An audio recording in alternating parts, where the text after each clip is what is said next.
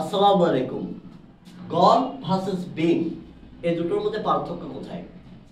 দুটো বাক্য বোর্ডে লেখা আছে। প্রথম বাক্যটা হচ্ছে he has been to Dhaka, দ্বিতীয় বাক্যটা হচ্ছে he has gone to Dhaka. প্রথম কথা হচ্ছে এখানে দুটো বাক্যই সঠিক, কোনো বাক্যে কোনো প্রকারের ভুল নাই, তবে এদের মধ্যে অর্থগত কিছু পার্থক্য আছে। পার্থক্যটা হয়েছে বিন এবং গনের জন্য। কিরকম পার্থক্য?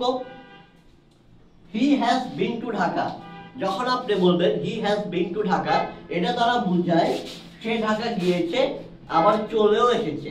যেমন ধরুন সিডিজি থেকে কেউ সিডিজি থেকে ঢাকা গিয়েছে আবার চলেও এসেছে, আপ ডাউন করে ফেলেছে। কমপ্লিট জার্নি বলতে পারেন,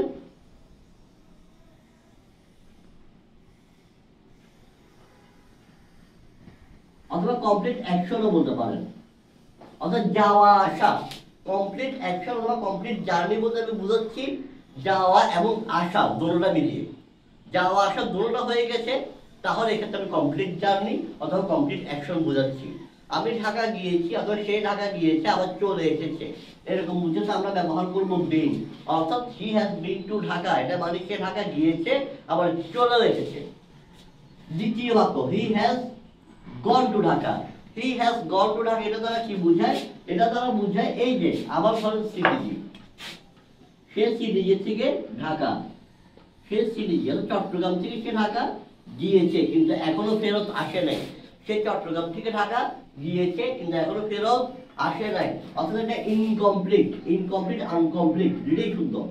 এই অসম্পূর্ণ বুঝাতে ইনকমপ্লিটও বলতে পারেন, আনকমপ্লিটও বলতে পারেন। ইনকমপ্লিট জার্নি অথবা অ্যাকশন। ইনকমপ্লিট, আবারও বলছি, ইনকমপ্লিটও বলতে পারেন, আনকমপ্লিটও বলতে পারেন। ইনকমপ্লিট জার্নি অথবা অ্যাকশন তারা বোঝাচ্ছে যে তার আসা যাওয়ার দোনোটা কাজ এখনো সম্পূর্ণ হয়নি, সে জাস্ট গিয়েছে কিন্তু এখনো আসে নাই, এরকম বুঝে আমরা ব্যবহার করবো বিন। অর্থাৎ আসা যাওয়ার দোনোটা বুঝাতে, দুঃখিত, সে গিয়েছে কিন্তু আসে নাই, এরকম বুঝাতে ব্যবহার করবো গন। অর্থাৎ আসা যাওয়া দোনোটা কাজ সম্পূর্ণ হয়েছে, এরকম বুঝাতে ব্যবহার করবো বিন। আর সে গিয়েছে কিন্তু এখনো আসে নাই, এরকম বুঝাতে ব্যবহার করব গন। এই বিনের আরো অনেকগুলো ব্যবহার আছে, সেই ব্যবহারগুলো নিয়ে কোনো একটা ভিডিওতে ভবিষ্যতে আলোচনা করবে ইনশাআল্লাহ। ততক্ষণ পর্যন্ত সাথে থাকুন, চ্যানেলটি সাবস্ক্রাইব করুন, অন্যকেও ভিডিওগুলো শেয়ার করে জানার একটা সুযোগ করে দিন। ধন্যবাদ। আসসালামু আলাইকুম।